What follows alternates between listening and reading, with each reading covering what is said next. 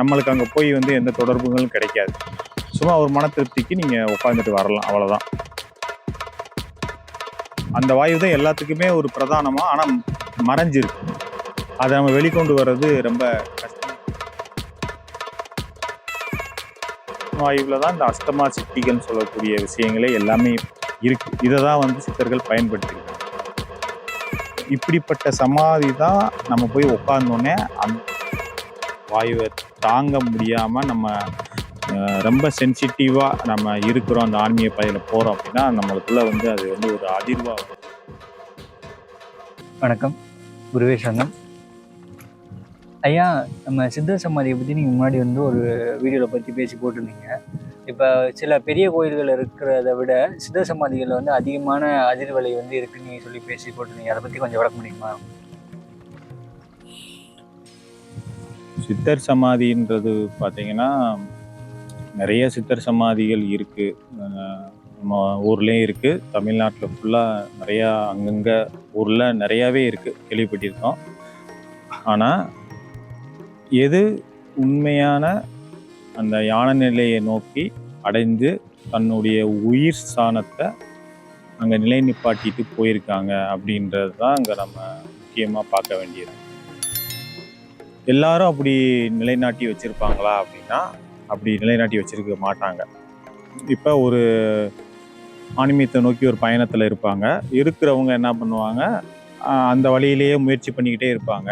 அப்படி பண்ணும்போது பார்த்திங்கன்னா ஒரு காலகட்டத்தில் வந்து மரணம் நெருங்கிடும்.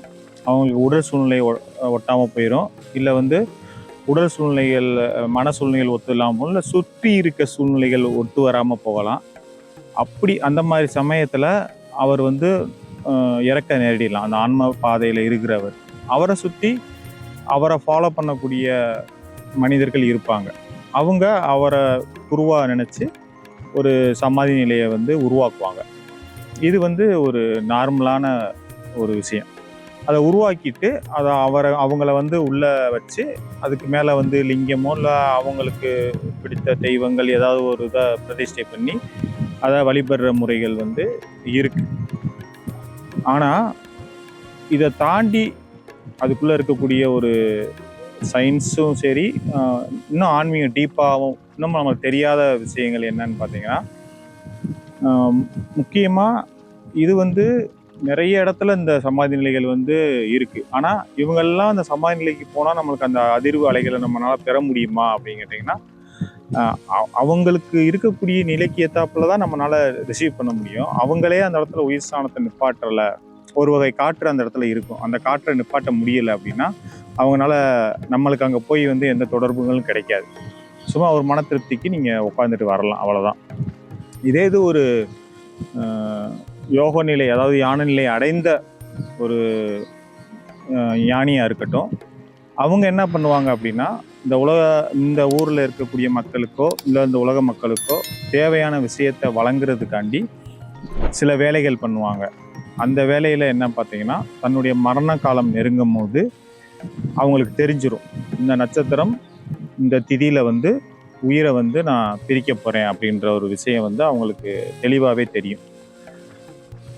அப்படி தெரிஞ்ச உடனே என்ன பண்ணுவாங்க, அவங்க கூட இருக்கவங்ககிட்ட சொல்லிட்டு தன் உடலில் கெட்டு போகாமல் வைக்கக்கூடிய ஒரு முக்கியமான வாயு இருக்குது. 10 வாயுக்களில் மொத்தம் 10 வாயுக்கள் இருக்குது. மொத்தம் 10ல் அதில் வந்து முக்கியமாக பிராணன் வாயு நம்மளுக்கு தெரியும், நம்ம சுவாசிக்கிறது, அது மூலமாக போகக்கூடியது.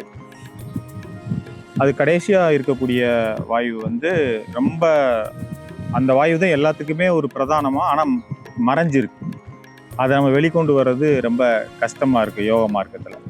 அப்படிப்பட்ட வாயு வந்து தனஞ்சயன் வாயுன்னு சொல்லுவாங்க. அந்த தனஞ்சயன் வாயு ஒவ்வொரு கட்டத்திலையுமே நீங்கள் பார்த்தீங்கன்னா, இறந்தவங்களை எரிக்கும் போது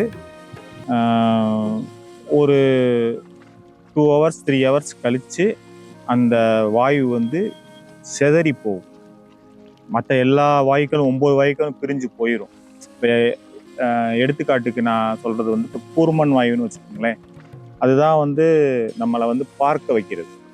அதாவது நம்ம பின்புலத்தில் இருக்கக்கூடிய நரம்புகள், இந்த கண்ணுக்கு பின்னாடி இருக்க நரம்புகள், அந்த ரெட்டினா, அந்த விழித்திரையில் இருக்கக்கூடிய அந்த கண்மணின்னு சொல்லக்கூடிய பார்வை நரம்பு, இதை வந்து அந்த கூர்மன் வாயு தான் பின்னாடி இருந்து இயக்கும். அந்த கூர்மன் வாயு இயக்க முடியலை அப்படின்னா கண்ணில் ப்ராப்ளம் வர ஆரம்பிச்சிடும். ஒவ்வொரு இதாக வந்து ஒரு பிரச்சனையாக வந்து ஆரம்பிக்கும். அப்போ அந்த கூர்மன் வாயு அப்படின்றது வந்து நம்ம பார்க்கக்கூடிய நம்ம அந்த வாயுனால தான் பார்க்குறோம், அதான் உண்மை.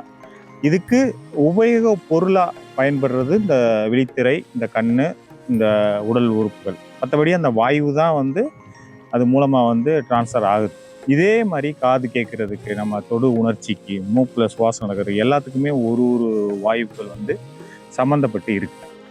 இப்படி தான் 10 வாயுக்கள் இருக்குது. இதில் கடைசியாக தனஞ்சயம் வாயு தான் ஒரு இறந்த உடலை, ஒரு நார்மலான இறந்த உடலை புதைச்சி வெளியில் கொண்டு வர எரிக்கும் போது பார்த்தீங்கன்னா முக்கியமாக வந்து ஒரு 3 hours கழித்து வெடித்து சிதறும். நீங்கள் பணத்தை எரிக்கும் போது பார்த்தீங்கன்னா தெரியும், ஒரு 2 hours 3 hours வந்து டப்புன்னு வெடிக்கும் போது பார்த்தீங்கன்னா அதில் இருந்த தனஞ்சயன் காற்று வெளியே போகும். அது வரைக்கும் வந்து பணம் திடீர்னு எந்திரிச்சுன்னு சொல்லி வெட்டியானவரை அடிப்பாங்க, கம்பை வச்சு அடித்து கீழே படுக்க போடுவாங்க. என்ன காரணம்? தனஞ்சயன் வாயு ப்ரெஷரில் அப்படி வெடித்து வெளியே வரும். இது வந்து நார்மலாக நடக்கக்கூடிய நம்ம சாதாரண மனிதர்களுக்கு. இப்போ இந்த தனஞ்சயன் வாயுவில் தான் இந்த அஸ்தமா சித்திகள்னு சொல்லக்கூடிய விஷயங்களே எல்லாமே இருக்குது. இதை தான் வந்து சித்தர்கள் பயன்படுத்தியிருக்காங்க, இந்த அஸ்தமா சித்திகளை. இந்த தனஞ்சயன் வாயுவை என்ன பண்ணுவாங்க அப்படின்னா, மற்ற 9 வாயுக்களையும் பிரிச்சுட்டு தனஞ்சயன் வாயுவை வந்து தன்னுடைய உடம்புல நிலைநிறுத்திட்டு, இந்த உடம்பு கெட்டு போகாமல் இருக்கிறதுக்கு காயக்கற்பு மூலிகைகள், அந்த சமாதியை அமைக்கிறதுக்கு தேவையான அத்தனை இன்ஸ்ட்ரக்ஷனும் முன்னாடியே வந்து அவங்களுடைய கூட இருக்க சிஷியர்களுக்கோ அவங்கள வழிமுறை பார்த்துக்கிட்டு வரவரிய மரவழிக்காரங்களுக்கோ சொல்லிடுவாங்க, இதை நீ இந்த மாதிரி பண்ணுங்க அப்படின்னு. அந்த மாதிரி இவர் உயிரை விட்ட சமயத்தில் இவங்க தூக்கி உள்ளே வைக்கும் போது எல்லாம் அந்த மூலிகைகள், அது சம்மந்தப்பட்ட மருந்துகள் எல்லாமே அவங்க சொல்லிடுவாங்க. இந்த காயம் வந்து அழியாமல் காக்கக்கூடிய பொருள் எதுவோ அதுதான் காயக்கற்பம். அப்போ அது எல்லாம் உள்ளே இருக்கும், உடம்பு அழுகாமல் இருக்கும். ஆனால் அந்த உடம்புக்குள்ள தனஞ்சயன் வாயு மட்டும் உங்களுக்கு போய் வந்துக்கிட்டே இருக்கும். உள் சுவாசம் மாதிரி தனஞ்சயன் வாயு ஓடிக்கிட்டே இருக்கும். ஆனால் அவர் உயிரோடு இருக்க மாட்டார். ஆதி நிலை, சமாதி நிலைன்னு சொல்லுவாங்கள்ல, அதாவது ஆதியில் எந்த மாதிரி நிலை இருந்துச்சோ அந்த நிலை ஸ்டேட்டஸை நம்ம வந்து அடைகிறதுக்கு பேர் சமாதி. அதாவது அதோட நம்ம சமமாக ஆகுறோம் அப்படின்ற ஒரு இதுதான் சமாதி. அந்த சமாதி நிலைக்கு அவங்க போன பின்னாடி இந்த உலக பரிணாமங்கள் எதுவுமே அவங்களுக்கு வந்து யாபத்தில் இருக்காது. இந்த உடம்பும் யாபத்தில் இருக்காது, எதுவுமே வந்து யாபத்தில் இருக்காது. காதுகள் கேட்குற திறன் இருக்காது, கண்ணு எதுவுமே இருக்காது. ஆனால் அவங்க உயிர் சக்தி வந்து வேறு வித பரிணாமத்தில் வேலை செஞ்சுக்கிட்டு இருக்கும். அது வந்து நம்ம பேசுகிறதுனால புரியாது, அதை அனுபவித்து பார்க்கும்போது அப்போ தான் அது நம்மளால புரிஞ்சுக்கிற முடியும். இதை வந்து இதுக்கு மேலே பேசுகிறதுக்கு அதில் வந்து நம்ம